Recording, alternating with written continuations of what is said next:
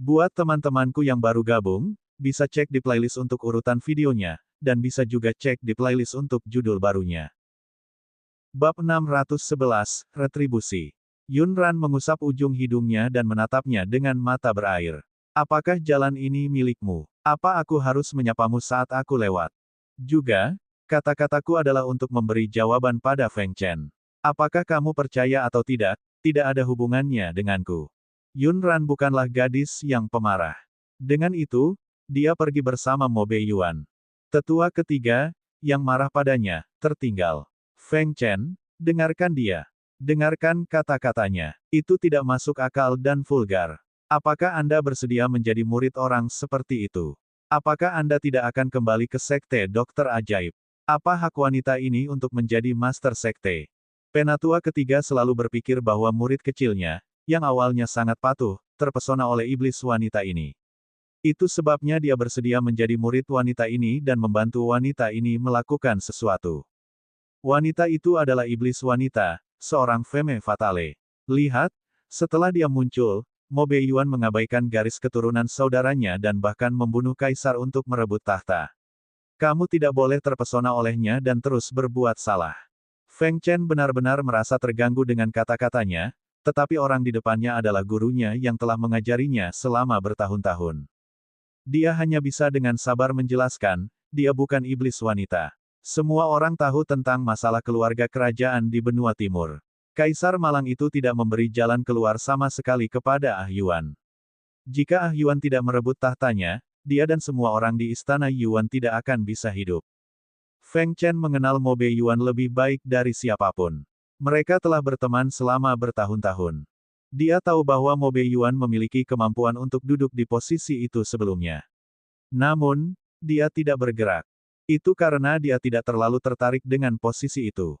Namun, setelah Yunran dan dua pak kecil itu, dia harus menginjak mayat Kaisar Malang itu untuk duduk di posisi itu demi melindungi keluarganya. Tetua ketiga tidak terlalu peduli dan tidak mau mendengarkan penjelasannya. Dia terus berbicara pada dirinya sendiri. Bukankah wanita itu merayu pria dimanapun dengan wajahnya yang seperti itu? Anda tergoda olehnya. Itu sebabnya kamu membelanya dan mempertaruhkan nyawamu demi dia. Feng Chen tidak hanya memperlakukan Yun Eresen sebagai teman. Di saat yang sama, dia mengagumi dan menghormati Yun Ran. Kekaguman semacam itu datang dari lubuk hatinya. Tentu saja, dia tidak tahan mendengar tetua ketiga mengkritiknya dengan kata-kata kasar seperti itu. Ekspresi wajahnya segera menjadi gelap, dan suaranya langsung menjadi lebih dingin. Dia berasal dari keluarga Bai. Dia membunuh raja Goul dan mengubah kesepakatan kotor antara Goul di penjara Great Desolate dan 5 kerajaan. Meskipun dia seorang wanita, dia lebih baik dari banyak pria. Petik 2. Dia lebih memenuhi syarat untuk menjadi master sekte dokter hantu dibandingkan siapapun. Feng Chen mengucapkan kalimat terakhir dan tidak ingin terus berdebat dengannya. Dia berpikir bahwa mereka sudah menjelaskan semuanya ketika dia mengusirnya dari sekte dokter ajaib. Siapa yang tahu mereka akan mencarinya lagi. Mereka ingin dia kembali, dan harga untuk kembali adalah pengkhianatan. Bahkan jika dia bukan penjaga sekte dokter hantu, mustahil baginya untuk mengkhianati saudara dan teman baiknya. Feng Chen, kamu pengkhianat. Apakah kamu tidak takut akan pembalasan? Ketika penatua ketiga melihat betapa keras kepala dia sangat marah hingga janggutnya bergetar dan dia menjadi marah karena malu. Feng Chen mengerutkan bibir tipisnya dan memberinya cibiran penuh arti. Pembalasan. Jika surga benar-benar memiliki mata dan ada pembalasan dan hukuman, maka hal-hal yang telah dilakukan oleh sekte dokter ajaib dan hal-hal yang telah Anda lakukan akan menghasilkan hasil yang lebih mengerikan. Lagi pula, dibandingkan denganmu, apa hal kecil milikku ini? Bab 612, kamu benar-benar berhati besar sebagai master sekte. Feng Chen sudah lama menyerah pada Miracle Physicians Sect. Bagaimana dia bisa kembali? Hal yang paling konyol adalah, sekte dokter ajaib melakukan hal-hal tidak terhormat di belakang punggungnya. Namun, sekte dokter hantu benar-benar melakukan apa yang seharusnya dilakukan oleh dokter. Feng Chen tidak pernah menyesal meninggalkan sekte dokter ajaib dan memasuki sekte dokter hantu. Setelah mengalami beberapa kejadian lagi, dia menjadi lebih bertekad. Ekspresi tetua ketiga sangat jelek. Dia tidak menyangka Feng Chen akan berselisih dengan tuannya. Sekarang dia tidak berhasil dengan Feng Chen, dia hanya bisa memikirkan cara lain. Ketika Feng Chen kembali ke halaman tempat mereka menginap, Yun Ran sudah berganti pakaian bersih. Mo Beiyuan menatapnya dan dia meminum 2 cangkir teh jahe lagi. Saat ini, dia sedang memakan manisan buah-buahan manis yang diserahkan oleh pak kecilnya. Feng Chen kembali dan melihat ekspresi semua orang normal, seolah-olah tidak terjadi apa-apa. Namun, dia merasa sedikit tidak nyaman. Yun Ran dan Mo Beiyuan telah dengan jelas melihatnya bertemu dengan orang-orang dari Sekte Dokter Ajaib. Apakah mereka tidak ingin menanyakan sesuatu padanya? Mungkinkah mereka benar-benar tidak penasaran dengan apa yang dia katakan kepada orang-orang dari Sekte Dokter Ajaib? Pada akhirnya, dia tidak bisa menahannya lagi. Dia pergi mencari Yun Ran dan yang lainnya. Saudari Yun Ran, kamu benar-benar berhati besar sebagai Master Sekte. Aku, pelindung kiri, telah pergi menemui sekte musuh secara rahasia, tapi kamu makan dan minum dengan baik dan tidak khawatir sama sekali. Yun Ran meliriknya. Sekte musuh. Apakah maksud Anda sekte dokter ajaib? Meskipun ini sekte Anda sebelumnya, saya tetap harus mengatakan yang sebenarnya. Menurut pendapat saya, itu sama sekali bukan ancaman bagi kami. Oleh karena itu, sekte ini tidak dianggap sebagai sekte musuh. Dalam hal lawan, mereka harus berimbang. Jika orang lain mengucapkan kata-kata sombong seperti itu di depan Feng Chen pasti akan memutar matanya terlebih dahulu. Namun, gadis di depannya ini memiliki kuali mistik Nong Xuan dan sekelompok bos besar yang mendukungnya. Dia memang bisa meremehkan sekte dokter ajaib. Tetapi apakah kamu tidak ingin tahu apa yang mereka katakan kepadaku? Apa kau tidak khawatir aku akan tergerak oleh mereka dan mengkhianatimu dan Yuan? Yun Ran dengan tenang melemparkan manisan buah ke dalam mulutnya. Itu antara kamu dan sekte dokter ajaib. Saya tidak peduli. Adapun apakah kamu akan mengkhianati kami? Saya tidak meragukan teman saya. Apa yang Feng Chen tidak ketahui adalah bahwa Yun Ran pernah berada di tempat seperti kiamat dan tidak akan dengan mudah memutuskan seorang teman. Namun, begitu dia melakukannya, dia tidak akan mencurigainya. Feng Chen berjuang untuk waktu yang lama, tetapi Yun Ran benar-benar tidak peduli sama sekali. Atau lebih tepatnya, dia cukup mempercayainya sehingga tidak peduli dengan apa yang dia lakukan atau siapa yang dia temui. Namun, ada beberapa hal yang ingin dikatakan Feng Chen. Kalau tidak, dia akan merasa tidak enak. Mereka ada di sini untuk membujukku agar mengkhianati sekte dokter hantu dan bergabung dengan sekte dokter ajaib. Yun Ran menyipitkan matanya. Apakah mereka akan baik hati? Mata Feng Chen langsung melebar dengan ekspresi yang mengatakan, bagaimana kamu tahu lagi? Saya menganggapnya menjengkelkan dan tidak mendengarnya selesai, arti umumnya adalah itu. Saya akan memikirkan cara untuk mencegah Bun berpartisipasi dalam konferensi alkimia. Setelah konferensi alkimia berakhir, mereka akan mengizinkan saya kembali ke sekte dokter ajaib dan mengajari saya teknik terbaik dari sekte tersebut. Teknik pamungkas apa? Yun Ran bertanya dengan santai. Feng Chen melihat bahwa dia sebenarnya menanyakan pertanyaan seperti itu setelah sekian lama. Dia menarik tenggorokannya dan berkata dengan cemas, apa kuncinya sekarang? Bisakah kamu lebih berhati-hati? Mereka akan menyerang Bun. Yun Ran melirik ke arah Bunnya dan kemudian ke Feng Chen. Kamu benar. Kita memang harus memperhatikan masalah ini. Kenapa kamu tidak menyuruh mereka untuk tidak memprovokasi Bun kita tanpa alasan? Kalau tidak, mereka harus menanggung akibatnya. Bab 613, siapa yang akan dimainkan? Feng Chen juga melirik Bun, yang sedang duduk dengan tenang di bangku. Mengapa lelaki kecil ini terlihat lebih tenang daripada Yun Ran? Dia sedang menyekat tangan adiknya. Setelah membersihkannya, dia meminta pak kecil itu untuk mengambil kue-kue di atas meja. Tampaknya yang mereka bicarakan tidak sepenting kue dan kue manis. Baiklah, Feng Chen menarik napas dalam-dalam. Dia terlalu banyak berpikir. Mo Bun bahkan lebih licik dari dia. Jika orang-orang dari sekte tabib ajaib datang, siapa yang tahu siapa pihak yang akan dimainkan? Yun Ran tidak mengambil hati sekte dokter ajaib. Apa yang terjadi pada Mo Beiyuan adalah masalah besar baginya. Namun, kedua paket kecil itu masih ada, jadi dia tidak bisa melanjutkan tes sebelumnya dengan Mo Beiyuan. Mereka hanya bisa menunggu sampai malam tiba ketika kedua pak kecil itu tertidur. Nen, Sne Pokeaten orang yang berbaring di samping Ana berkata dengan suara Iowe, Beiyuan, kita harus melanjutkan tes di siang hari. Keduanya diam-diam bangkit. Mereka meminta Changluan dan monyet surgawi spiritual untuk menjaga 2 bungkusan kecil di pintu sebelum meninggalkan halaman. Tempat ini tidak sebesar aula dalam dan luar istana benua timur, memungkinkan mereka untuk menyendiri. Yunran tidak ingin diganggu lagi saat mereka berdua sedang ujian, jadi dia ingin mencari tempat tersembunyi dan terpencil di dekat villa. Bagaimana kalau kita lihat apakah ada gua di sekitar sini? Saya tidak ingin berada di luar. Meskipun saat itu tengah malam, Yunran tidak tahu apakah ada orang yang tiba-tiba muncul di hutan pada tengah malam. Bagaimanapun, ini bukanlah istana benua timur, dan tidak ada penjaga rahasia yang menjaga hutan untuk mereka. Mo Beiyuan baru saja bermain-main dengannya, jadi dia secara alami melakukan apa yang dia katakan. Jika dia mengatakan timur, dia akan pergi ke timur. Dia bilang mereka akan pergi ke hutan, jadi mereka pergi ke hutan. Karena dia mengatakan bahwa dia menyukai gua, dia akan mencarikannya untuknya.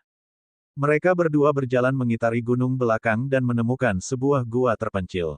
Mari kita mulai. Begitu mereka memasuki gua, Yunran bergegas mendekat dan menarik pakaiannya. Mo Beiyuan memandang si kecil di depannya tanpa daya dan penuh kasih sayang. Dia meraih tangan yang bergerak itu. Ran, jangan bergerak dulu. Jika tidak, hasil verifikasi akan kehilangan keakuratannya. Misalnya saja nafasnya yang sudah kacau. Cahaya di dalam gua sangat redup, dan hanya sedikit cahaya bulan yang masuk. Di bawah sinar bulan kuning redup, penampilan mereka diselimuti cahaya bulan yang kabur. Namun, indera lain Mo Beiyuan menjadi sangat kuat karena hal ini. Di bawah telapak tangannya ada pinggang lembutnya, dan napasnya dipenuhi aroma manis dari tubuhnya. Ran, jadilah baik. Jangan berputar-putar. Yunran terdiam. Dia bahkan belum memulai tesnya. Mengapa napasnya menjadi begitu berat? Mo Beiyuan, mungkinkah cacinggu di tubuhmu menjadi gelisah? Mo Beiyuan tersenyum pahit. Keinginannya terhadapnya tidak memerlukan cacinggu, darah di sekujur tubuhnya sudah gelisah. Mo Beiyuan mengambil beberapa ekor rusa, menghela nafas dan berkata dengan suara serak. Tidak, mari kita mulai. Dia mengerti bahwa jika dia ingin dekat dengannya, dia harus mencoba yang terbaik untuk menahan hasratnya yang melonjak terhadapnya. Yunran pertama-tama meraih tangannya dan berkata pada dirinya sendiri, aku mengujinya pada siang hari. Ini adalah jarak yang aman. Setelah mengatakan itu, dia maju dan berinisiatif untuk memeluknya. Tubuh manisnya membungkuk dan dia melingkarkan lengannya di pinggangnya. Bagaimana dengan ini? Apakah ini baik-baik saja? Tubuh Mo Beiyuan langsung menegang. Melihat dia tidak mengatakan apa-apa, Yunran berpikir itu mungkin tidak cukup, jadi dia memeluknya lebih erat. Lalu dia meletakkan wajahnya di dadanya dan mengusapnya dengan lembut. Mo Beiyuan, jantungmu berdebar sangat kencang. Mo Beiyuan menekan kegelisahannya. Pembuluh darah di lehernya menonjol. Dia mengertakkan gigi dan berkata dengan suara yang sangat serak, Ran, lanjutkan. Dia masih bisa menekan cacinggu di tubuhnya. Bab 614, hanya membujuknya. Yunran memeluknya sebentar, wajahnya menoleh ke kiri dan ke kanan. Setelah bergesekan dengannya beberapa saat, dia berencana untuk beralih ke tindakan lain. Mengingat kontak intim antara mereka berdua, dia tersipu bahkan sebelum mulai menggodanya. Pasalnya, aksi mesra yang dilakukan keduanya sebelumnya sungguh tidak pantas untuk dilakukan anak-anak. Pada saat ini, hanya memikirkannya saja sudah membuatnya tersipu dan jantungnya berdebar kencang. Namun, dia baru menjalani setengah ujian. Dia tidak bisa mundur. Dia yang memulainya sendiri, jadi dia harus melanjutkan. Dia sudah memeluknya. Langkah selanjutnya adalah mencium. Karena perbedaan tinggi badan mereka berdua, Yunran hanya bisa mencium dagunya di ujung jari kakinya. Itu sangat memalukan. Dia hanya bisa melompat dan berpegangan padanya. Nio Beiyuan takut dia akan jatuh dan buru-buru memeluknya. Dia secara alami mendukung tubuhnya. Yunran melingkarkan lengannya di lehernya dan dengan lembut menempelkan bibir merah mudanya ke bibir tipisnya sebelum menghindarinya. Mengedipkan matanya yang berbintang, dia bertanya dengan ekspresi ingin tahu, bagaimana dengan ini? Apakah Anda merasakan gerakan dan kontak seperti itu? Napas Mo Beiyuan terasa berat. Tangan besar di punggungnya bergerak, dan sepertinya ada sesuatu yang keluar dari pupil matanya yang lain. Tuhan tahu betapa dia sangat ingin menciumnya, tapi dia hanya bisa menahannya dengan putus asa. Suaranya dalam dan serak. Perasaan apa? Itu, perasaan yang kamu sebutkan sebelumnya. Perasaan ingin menyakitiku. Sikap Yunran sangat serius. Namun, yang tidak dia ketahui adalah bahwa Mo Beiyuan hanya membujuknya dan bermain-main. Karena apapun hasil tesnya, dia tidak bisa menjauh darinya. Beberapa hal membuat ketagihan, dan dia adalah kecanduannya. Jika dia terinfeksi, dia tidak akan bisa berhenti. Ran, kamu bisa bekerja lebih keras. Mo Beiyuan menganggap ujian itu sebagai hal yang menyenangkan di antara mereka berdua. Dia menundukkan kepalanya dan mengusapkannya ke dahi halusnya. Rambut hitamnya sedikit basah, dan butiran keringat sudah mengalir di dahinya. Bibir merah muda Yunran kembali menempel di bibir tipis yang agak dingin itu. Yunran sangat pusing karena ciumannya sehingga dia tidak punya tenaga untuk memikirkan ujiannya. Saat kesadaran Yunran menghilang, Mo Beiyuan tiba-tiba melepaskannya. Yunran sadar kembali dan berbaring di bahunya, terengah-engah beberapa kali sebelum menatapnya dengan mata berair. Tidak bisakah kamu melakukan kontak seperti itu? Maka jangan lakukan ini di masa depan. Mo Beiyuan menunduk dan mencium sudut mata merahnya. Dia dengan lembut membelai punggungnya dan berbisik ke telinganya, seseorang keluar. Jadilah baik, kali ini tidak masuk hitungan. Kami akan memverifikasinya lagi lain kali. Yunran terdiam. Dia benar-benar curiga orang ini sedang menggodanya. Namun, memang ada langkah kaki yang datang dari luar. Itu bukan satu orang. Keduanya bersembunyi lebih dalam ke dalam gua pada saat bersamaan. Saat langkah kaki di luar menghilang, mereka berdua keluar dari gua. Mo Beiyuan, apakah kamu mendengar itu? Mereka mengatakan bahwa Tuan Muda Xuanling menemukan kuali mistik Nong Xuan, tetapi bukankah kuali mistik Xuan Nong sudah ada di tangan saya? Itu aneh. Kuali mistik Nong Xuan yang asli ada di tangan Yunran, jadi apa yang terjadi dengan kuali pestisida mistik di tangan Tuan Muda Xuanling? Milik siapa yang palsu? Saat menyebut Tuan Muda berjubah hitam, Yunran teringat perasaan aneh yang diberikan Tuan Muda berjubah hitam ketika mereka bertemu hari ini. Mo Beiyuan, bukankah menurutmu Tuan Muda Xuanling sangat aneh? Aneh? Bagaimana? Apakah dia jelek? Mo Beiyuan benar-benar tidak terlalu memperhatikan Tuan Muda berbaju hitam. Dia hanya meliriknya dan mendapat kesan kasar tentang seorang anak laki-laki cantik yang tersenyum. Bab 615, aku harus menjadi orang yang cemburu. Yunran tidak tahu mengapa dia begitu terobsesi dengan penampilan Tuan Muda berbaju hitam. Ini bukan tentang penampilannya. Ini tentang memberikan perasaan kepada orang-orang. Senyumannya sangat palsu. Itu senyuman yang sangat palsu. Namun, Tuan Muda berbaju hitam ini bertindak sangat baik. Bahkan Yunran harus berusaha keras untuk melihat kepalsuan dalam senyumannya.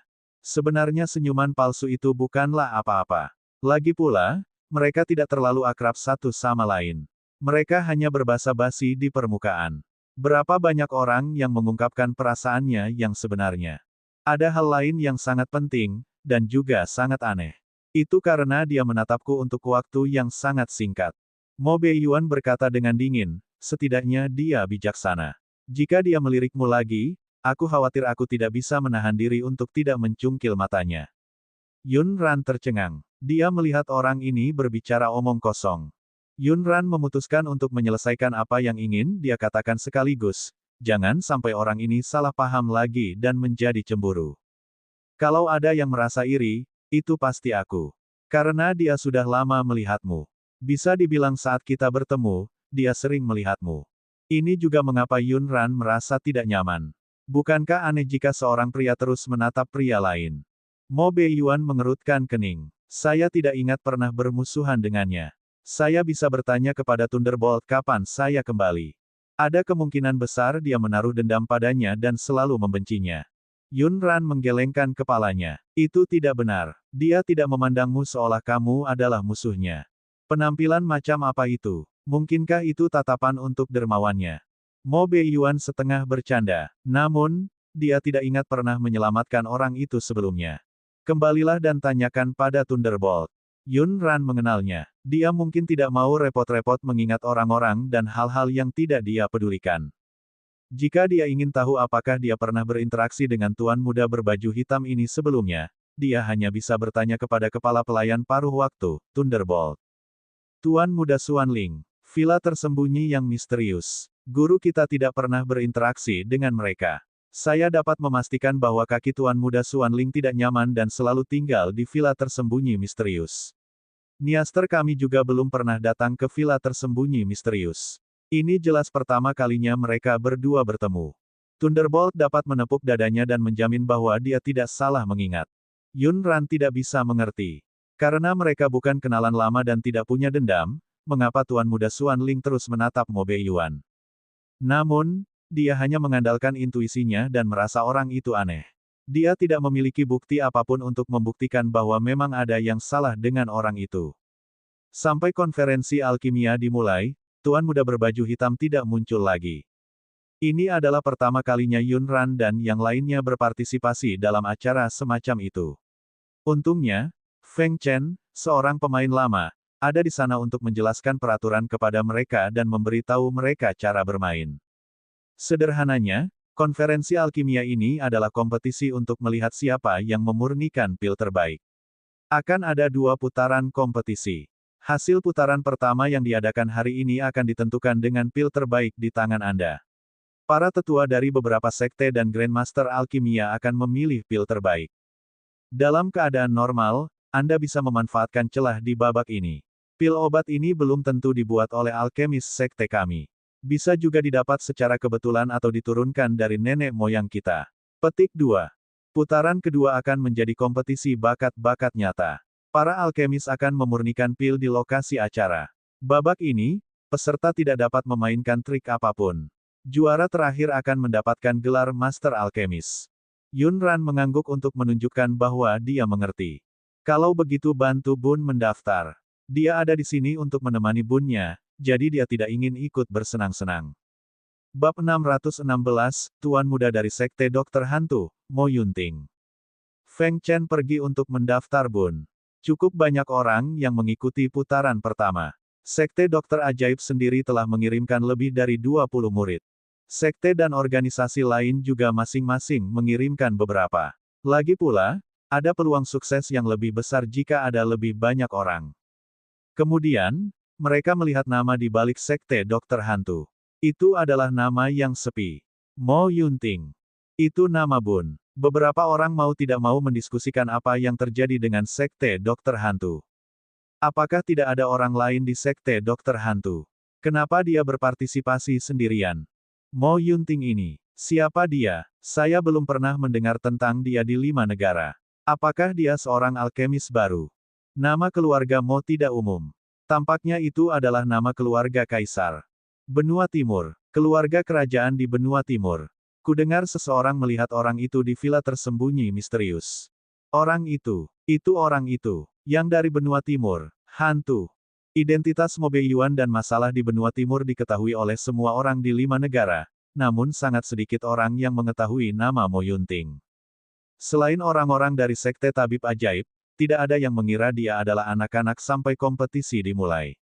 Bun berjalan keluar dan berdiri di antara orang-orang dewasa.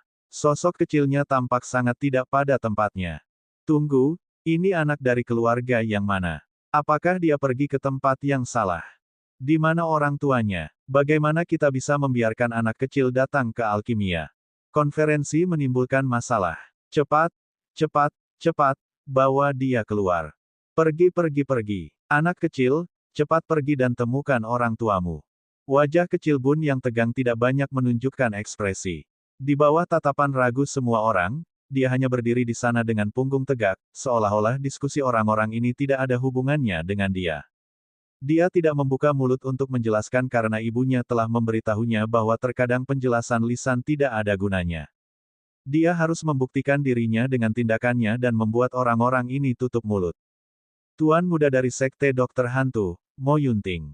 Meski Bun masih muda, pengucapannya jelas. Suaranya tidak cepat atau lambat, memancarkan rasa dingin yang tidak kalah dengan usianya. Sekte Dokter Hantu. Jadi anak ini satu-satunya peserta dari Sekte Dokter Hantu. Apakah benar-benar tidak ada seorang pun yang tersisa di Sekte Dokter Hantu? Mereka sebenarnya mengirim seorang anak kecil. Sekte Dokter Hantu. Nama ini tidak terdengar seperti sekte yang tepat. Saya mendengar bahwa sekte Dokter Hantu baru didirikan beberapa bulan. Bagaimana cara memenuhi syarat untuk berpartisipasi dalam konferensi alkimia?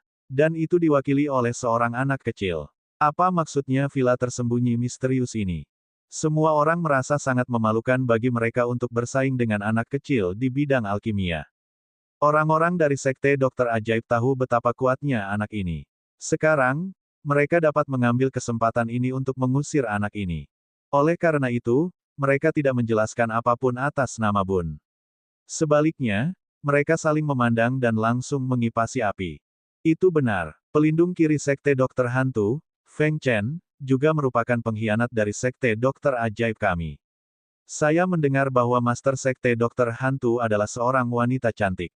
Apa hak sekte yang didirikan sebagai lelucon untuk berpartisipasi dalam konferensi alkimia? Saya merasa ini tidak menghormati kita semua. Villa tersembunyi misterius harus mengusir anak ini dan sekte Dokter Hantu keluar dari sini. Hanya anak ini yang diusir. Orang-orang yang tersisa bukanlah ancaman bagi sekte Dokter Ajaib mereka. Saat mereka membicarakan ibunya, ekspresi wajah mungil Bun yang keren berubah. Dia menatap dingin murid dari sekte Dokter Ajaib. Bahkan sampah sepertimu pun memenuhi syarat untuk berpartisipasi. Kenapa aku tidak memenuhi syarat? Bab 617, dia hanya orang miskin. Sampah, nak, kenapa kamu melontarkan hinaan? Ya, siapa yang kamu sebut sampah? Saat kami mempelajari cara mengolah pil, kamu masih berada di dalam perut ibumu. Para murid dari sekte tabib ajaib merasakan hawa dingin di punggung mereka ketika mereka dipelototi oleh seorang anak kecil. Ini karena mereka tahu bahwa anak ini mempunyai seseorang yang mendukungnya. Bun juga tahu kalau tujuan orang-orang ini adalah mengusirnya. Mereka takut partisipasinya dalam konferensi alkimia akan menjadi ancaman bagi mereka. Namun, dia bersikeras untuk tetap tinggal. Dia bahkan sangat ingin mereka semua kalah. Siapa yang meminta mereka menjelek-jelekkan ibu mereka? Mata Bun menyipit dan sudut bibirnya sedikit bergerak. Kalian kehilangan banyak kristal saat bertaruh denganku untuk mengidentifikasi tanaman obat. Sudahkah kamu lupa? Ingatan tentang sampah memang sangat buruk. Petik 2. Kedua murid dari sekte tabib ajaib adalah murid tetua ketiga. Mereka jugalah yang pernah memainkan game itu bersama Bun. Taruhan, mengidentifikasi tanaman obat dan kehilangan kristal. Apa maksud anak ini? Selain sekte Dokter Ajaib, semua orang bingung. Nak, tahukah kamu sekelompok orang dari Dokter Ajaib ini? Sekte, Bun mendengus dingin. Ekspresinya keren dengan sedikit rasa jijik. Dia menoleh dan berkata, saya tidak kenal mereka. Bagaimana saya bisa mengetahui banyak hal yang tidak berguna? Murid-murid sekte tabib ajaib memasang ekspresi buruk di wajah mereka setelah disebut sampah olehnya. Kamu, jangan terlalu sombong hanya karena ayahmu adalah penduduk benua timur. Kaisar, ini adalah konferensi alkimia, bukan konferensi kekaisaran benua timur. Para murid dari sekte Dokter Ajaib menahannya untuk waktu yang lama, tetapi mereka tidak berani menyerang secara terbuka karena mereka takut pada anak di depan mereka dari lubuk hati yang paling dalam. Selain bakat anak, mereka juga takut pada ayah anak tersebut. Murid sekte tabib ajaib mengungkap identitas Bun segera setelah dia berbicara. Adegan itu meledak. Ayah anak ini adalah orang itu. Aku bertanya-tanya kenapa aku mendengar orang itu datang ke konferensi alkimia tanpa alasan. Jadi begitu.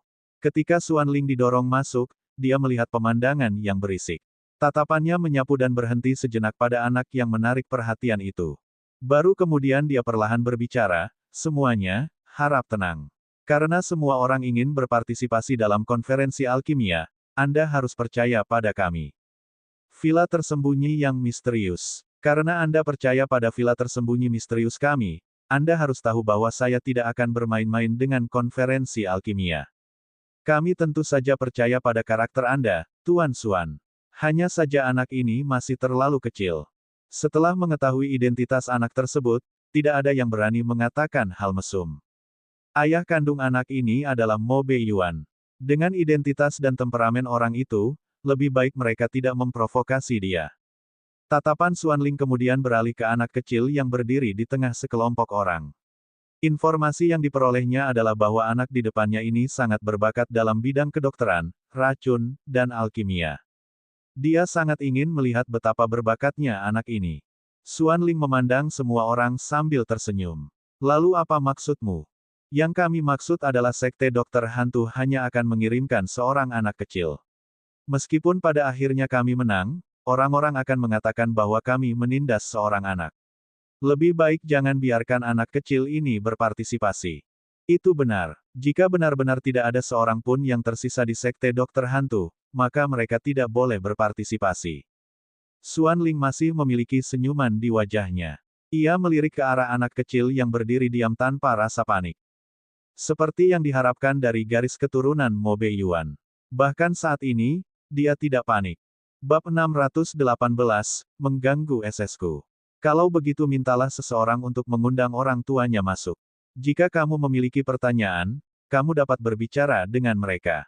Xuan Ling tampak seperti sedang menonton pertunjukan dan meminta seseorang untuk mengundang Yun Ran, Mo Beiyuan, dan yang lainnya. Menurut aturan, selain mereka yang mengikuti kompetisi putaran pertama, tidak ada orang lain yang diizinkan memasuki ruang kompetisi konferensi alkimia. Yun Ran dan yang lainnya tidak melakukan sesuatu yang istimewa. Mereka menunggu dengan patuh di luar aula bersama Little Sweetie Cake. Feng Chen sedikit cemas. Dia mondar-mandir, menjulurkan lehernya beberapa kali untuk melihat situasi di aula. Namun, dia berbalik untuk melihat Yun Ran dan Mo Beiyuan. Yang satu sedang membaca naskah, dan yang lainnya semakin bosan dan melihat orang yang membaca naskah itu. Saudari Yun Ran tampan, tapi Yuan, kamu tidak perlu menatapnya sepanjang hari. Mo Beiyuan menatapnya dengan dingin. Diam, jangan ganggu dia membaca. Feng Chen mengerucutkan bibirnya. Mereka yang tidak mengetahuinya akan berpikir bahwa gadis ini sedang melihat sesuatu yang penting. Namun kenyataannya, gadis ini hanya membaca naskah yang membosankan. Itu sama sekali bukan masalah serius. Ganggu sesku. Saudari Yun Ran, kenapa kamu masih ingin membaca? Apakah kamu sama sekali tidak mengkhawatirkan Bun? Dia anak kandungmu. Yun Ran telah membaca terlalu banyak buku kuno kedokteran akhir-akhir ini. Itu benar-benar membosankan, jadi dia meminta penjaga rahasia untuk membeli beberapa skrip baru untuk dia baca. Sekarang, dia sedang melihat sesuatu yang menarik. Tapi dia memotongnya. Dia mengangkat dagunya perlahan. Justru karena dia anakku maka aku tidak khawatir. Dalam hal penyempurnaan pil dan racun, Bunnya tidak akan kalah. Namun, mereka tidak menyangka penjaga villa tersembunyi misterius akan mengundang mereka ke aula. Yun Ran menjatuhkan pak kecil yang sedang memanjat pohon bersama monyet surgawi spiritual dan mengikuti mereka ke aula kompetisi alkimia. Xuan Ling memberi mereka penjelasan kasar tentang situasi di aula. Setelah memahami sebab dan akibat, Yun Ran terkekeh. Menurutmu Bun kita masih muda atau takut kalah dari Bun kita? Memalukan sekali. Sekelompok orang itu awalnya cukup sombong, tetapi ketika mereka melihat pria yang berdiri di belakang Yun Ran dengan matanya yang aneh, kesombongan mereka langsung padam. Nona, kata-katamu terlalu berlebihan. Kami melakukan ini demi anak ini. Dia masih sangat muda, namun dia menggunakan pil yang diolah oleh orang lain untuk memalsukannya. Dia mendambakan reputasi yang tidak layak diterimanya. Dia tidak bisa melakukan ini. Mata berair Yun Ran terlihat jernih dan dingin.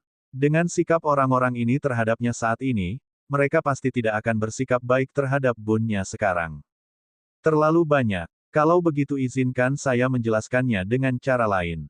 Seperti ini. Aku juga berpikir kalian terlihat tidak berguna. Kamu tidak berhak bersaing dengan Bun. Jika aku menyuruhmu enyahlah, apakah kamu akan enyahlah atau tidak? Orang-orang itu semuanya adalah alkemis dan dihormati di 5 negara.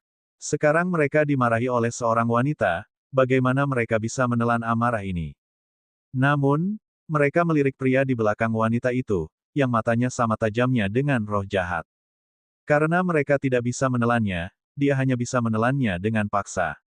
Anda, meskipun Anda adalah ibu dari anak ini adalah masalah konvensi alkimia. Sebagai orang luar, kamu tidak boleh ikut campur dalam masalah ini, kan? Yun Ran tersenyum dingin dan mengangkat sudut mulutnya. Saya menerima undangan dari Mystic Hidden Villa dan datang ke konferensi alkimia sebagai master sekte dari sekte dokter hantu. Mengapa saya tidak memenuhi syarat untuk berbicara? Baru setelah itu semua orang menyelesaikan beberapa hal. Master Sekte Dokter Hantu adalah seorang wanita, dan wanita ini adalah ibu dari anak tersebut. Anak itu adalah tuan muda. Dengan kata lain, wanita di depan mereka adalah Master Sekte dari Sekte Dokter Hantu. Bab 619, konferensi alkimia ini sama sekali tidak menyenangkan. Ini adalah masalah antar alkemis. Ini menyangkut martabat para alkemis. Sebagai orang yang tidak tahu cara memurnikan obat, apa yang Anda ketahui? Sekelompok orang berpikir lama dan menahannya sampai leher mereka memerah sebelum mereka mengungkapkan alasan seperti itu. Tunggu, siapa bilang aku tidak tahu cara memurnikan obat?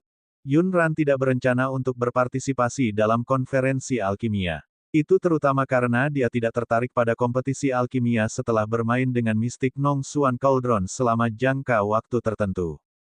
Dia membiarkan Bun bermain sendiri. Tanpa diduga, orang-orang ini malah salah paham terhadapnya.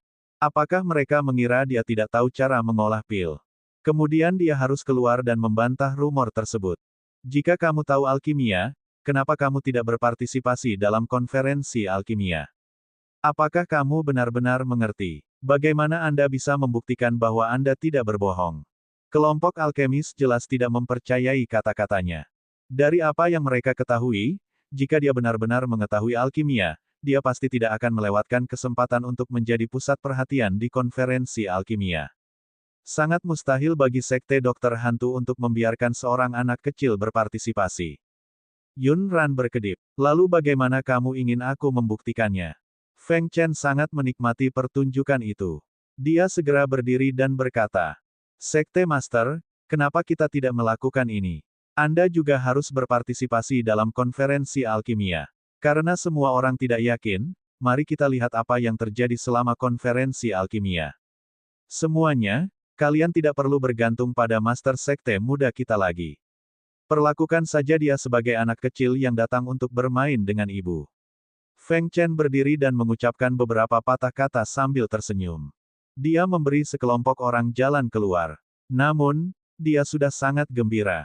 Dia sudah bisa membayangkan bagaimana Suster Yun Ran akan mengeluarkan kuali mistik Nong Xuan dan mengejutkan semua orang.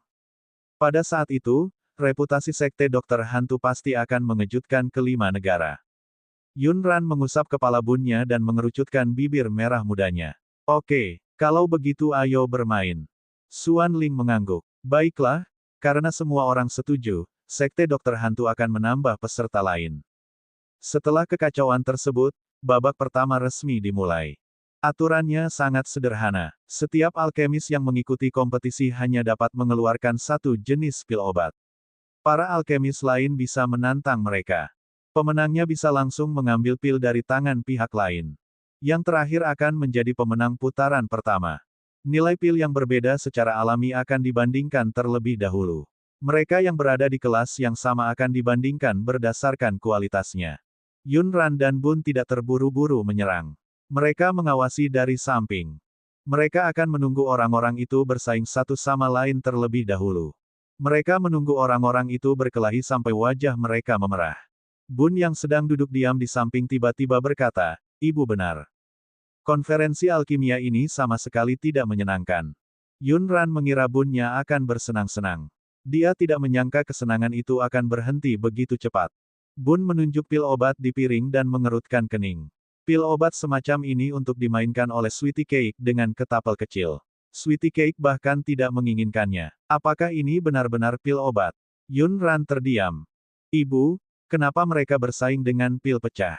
Berdasarkan pengetahuan Bun, pil yang digunakan untuk lomba tersebut merupakan produk cacat. Kualitasnya sama sekali tidak bagus. Yun Ran berkata, "Yah, mungkin mereka hanya bisa memurnikan pil jenis ini.